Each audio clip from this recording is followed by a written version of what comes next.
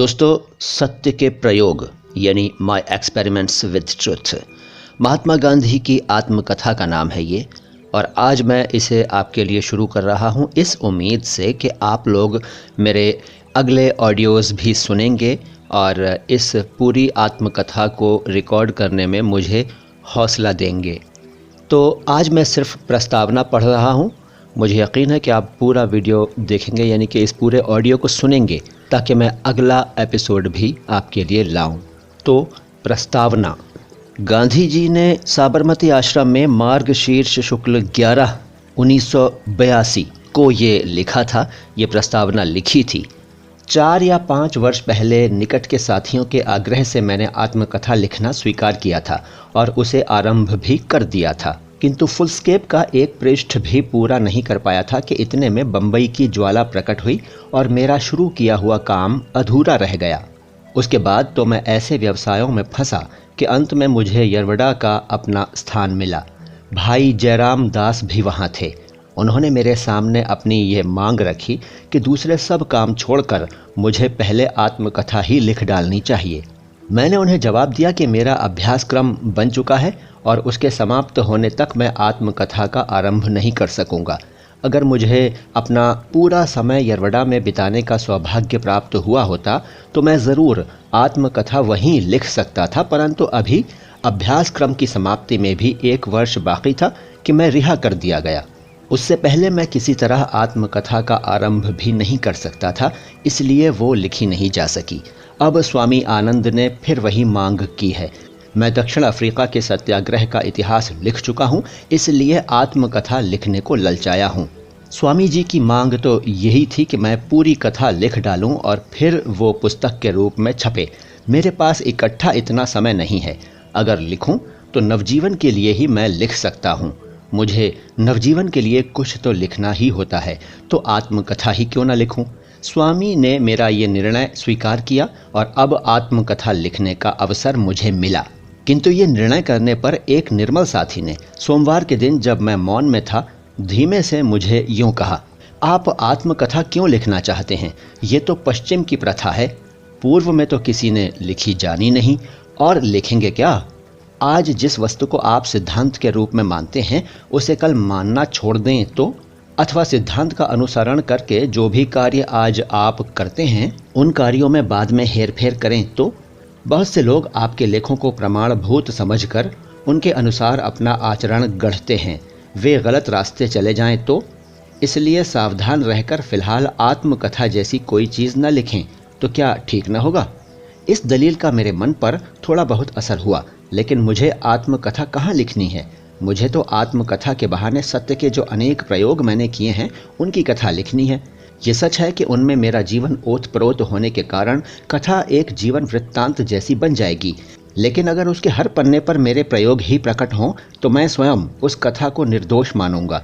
मैं ऐसा मानता हूं कि मेरे सब प्रयोगों का पूरा लेखा जनता के सामने रहे तो वो लाभदायक सिद्ध होगा। अथवा यूँ समझिए कि ये मेरा मोह है। राजनीति के क्षेत्र में हुए मेरे प्रयोगों को तो अब हिंदुस्तान जानता है। यही नहीं, बल्कि थोड़ी बहुत मात्रा में सभ्य कही जाने वाली दुनिया भी उन्हें जानती है। मेरे मन इसकी कीमत कम से कम है और इसलिए इन प्रयोगों के द्वारा मुझे महात्मा का जो पद मिला है उसकी कीमत भी कम ही है। कई बार तो इस विशेषण ने मुझे बहुत अधिक दुख भी दिया है।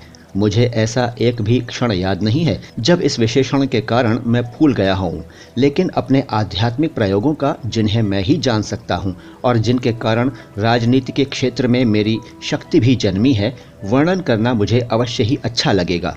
अगर ये प्रयोग सचमुच आध्यात्मिक हैं तो इनमें गर्व करने की गुंजाइश ही नहीं। इनसे तो केवल नम्रता की ही वृद्धि होगी। ज्यों-ज्यों मैं विचार करता जाता हूँ, भूतकाल के अपने जीवन पर दृष्टि डालता जाता हूँ, त्यों-त्यों अपनी अल्पता मैं स्पष्ट ही देख सकता हूँ। मुझे जो करना है, 30 वर्षों से मैं जिसकी आतुर भाव से रट लगाए हुए हूँ, वो तो आत्मदर्शन है, ईश्वर का साक्षात्कार है, मोक्ष है। मेरे सारे काम इसी दृष्टि से होते हैं। मेरा सब लेखन भी इसी दृष्टि से होता है और राजनीति के क्षेत्र में मेरा पढ़ना भी इसी वस्तु के अधीन है। लेकिन ठेठ से ही मेरा ये मत रहा है कि जो एक के लिए शक्य है वो सब के लिए भी शक्य है। इस कारण मेरे प्रयोग खानगी नहीं हुए, नहीं रहे उन्हें सब देख सकें तो मुझे नहीं लगता कि उससे उनकी आध्यात्मिकता कम होगी। अवश्य ही कुछ चीज़ें ऐसी हैं जिन्हें आत्मा ही जानती है, जो आत्मा में ही समा जाती हैं, परंतु ऐसी वस्तु देना मेरी शक्ति से परे की बात है। मेरे प्रयोगों में तो आध्यात्मिक का मतलब है नैतिक, धर्म का अर्थ है नीति, आत्मा की दृष्टि से पाली गई नीति धर्म है। इसलिए जिन वस्तुओं का निर्णय बालक, नौजवान और बूढ़े करते हैं और कर सकते हैं, इस कथा में उन्हीं वस्तुओं का समावेश होगा। अगर ऐसी कथा मैं तटस्थ भाव से निरभिमान रहकर लिख सकूं, तो उसमें से दूसरे प्रयोग करने वालों को कुछ सामग्री मिलेगी। इन प्रयोगों के बारे में मैं किसी भी प्रकार की संपूर्णता का दावा नहीं करता। जिस तरह वैज्ञानिक अपने प्रयोग अतिशय नियमपूर्वक, विचारपूर्वक और बारीकी से करता है, फिर भी उनसे उत्पन्न परिणामों को वो अंतिम नहीं कहता, अथवा वे परिणाम सच्चे ही हैं, इस बारे में भी वो सशंक नहीं तो तटस्थ अवश्य रहता है। अपने प्रयोगों के विषय में मेरा भी वैसा ही दावा है। मैंने खूब आत्मनिरीक्षण किया है, एक एक भाव की जांच की है, उसका पृथक्करण किया है, किंतु उसमें से निकले हुए परिणाम सबके लिए अंतिम ही हैं। वे सच हैं अथवा वे ही सच हैं, ऐसा दावा मैं कभी करना नहीं चाहता। हाँ, ये दावा मैं अवश्य करता हूँ कि मेरी दृष्टि से ये सच हैं और इस समय तो अंतिम जैसे ही मालूम होते हैं। अगर न मालूम हो तो मुझे उनके सहारे कोई भी कार्य खड़ा नहीं करना चाहिए। लेकिन मैं तो पग पग पर जिन जिन वस्तुओं को देखता हूँ, उनके त्याज्य और ग्राह्य ऐसे दो भाग कर लेता हूँ, और जिन्हें ग्राह्य समझता हूँ उनके अनुसार अपना आचरण बना लेता हूँ। और जब तक इस तरह बना हुआ आचरण मुझे अर्थात मेरी बुद्धि को और आत्मा को संतोष देता है, तब तक मुझे उसके शुभ परिणामों के बारे में अविचलित विश्वास रखना ही चाहिए। यदि मुझे केवल सिद्धांतों का अर्थात तत्वों का ही वर्णन करना हो, तब तो ये आत्मकथा मुझे लिखनी ही नहीं चाहिए। लेकिन मुझे तो उन पर रचे गए कार्यों का इतिहास देना है, और इसीलिए मैंने इन प्रयत्नों को सत्य के प्रयोग जैसा पहला नाम दिया है। इसमें सत्य से भिन्न माने जाने वाले अहिंसा, ब्रह्मचर्य इत्यादि नियमों के प्रयोग भी आ जाएंगे। लेकिन मेरे मन सत्य ही सर्वोपरि है, और उसमें अगणित वस्तुओं का समावेश हो जाता है। ये सत्य स्थूल वाचिक सत्य नहीं है, ये तो वाणी की तरह विचार का भी है। ये सत्य केवल हमारा कल्पित सत्य ही नहीं है, बल्कि स्वतंत्र चिरस्थायी सत्य है, अर्थात परमेश्वर ही है। परमेश्वर की व्याख्याएं अनगिनत हैं, क्योंकि उसकी विभूतियां भी अनगिनत हैं। ये विभूतियां मुझे आश्चर्यचकित करती हैं, क्षण भर के लिए ये मुझे मुग्ध भी करती हैं, किंतु मैं पुजारी तो सत्य रूपी परमेश्वर का ही हूँ। वो एक ही सत्य है और दूसरा सब मिथ्या है। ये सत्य मुझे मिला नहीं है, लेकिन मैं इसका शोधक हूँ। इस शोध के लिए मैं अपनी प्रिय से प्रिय वस्तु का त्याग करने को तैयार हूँ, और मुझे ये विश्वास है कि इस शोध रूपी यज्ञ में इस शरीर को भी होमने की मेरी तैयारी है और शक्ति है। लेकिन जब तक मैं इस सत्य का साक्षात्कार न कर लूं, तब तक मेरी अंतरात्मा जिसे सत्य मानती है, उस काल्पनिक सत्य को अपना आधार मानकर, अपना दीपस्तंभ समझकर, उसके सहारे मैं अपना जीवन व्यतीत करता हूँ।